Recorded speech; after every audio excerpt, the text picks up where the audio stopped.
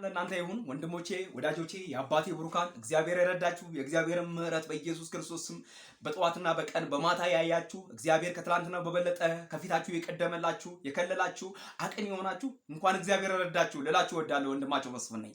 ወዳጆቼ ወንድሞቼ ዛሬ በዚህ ቦታ እንደዚህ ማስታወቂያ ለሰራ የወደድኩት ወይም ደግሞ የመጣሁት አንድ ነገር ልላችሁ ነው። ሌላ ምንም ነገር ምላችሁ ነገር አይኖርም። የምላችሁን ነገር ምንድነው? ይሄንን ቤት ላይክ፣ ሼር፣ ፖስት፣ ዲዩት አድርጉልኝ።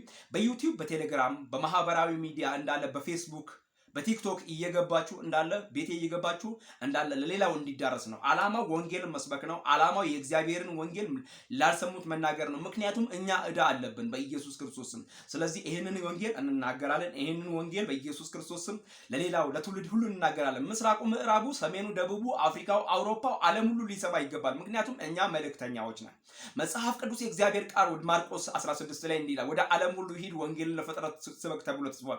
ስለዚህ አሁን ወደ ዓለም መሄጃ መንገድ በቤታችን ወይም ደግሞ ባለንበት ቦታ ቁጭ ብለን በአንድ ቦታ ቁጭ ብለን ብዙ ቦታ መድረስ የምንችልበት ትልቅ አጋጣሚ ትልቅ ኦፖርቹኒቲ ተፈጥሮልናል።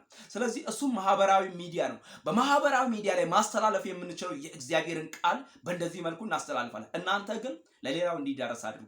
ጌታ በብዙ እየረዳን ነው፣ በብዙ እያገዘን ነው። እግዚአብሔር ሞገስ እየሆነ ነው። በቃ እግዚአብሔር ከአንተ ጋር ከሆነ ማንም ምንም ሊያደርግ አይችልም። ጌታ ለዘላለም ይባረክ። እግዚአብሔር መልካም ነው። ስሙ ለዘላለም ይባረክ።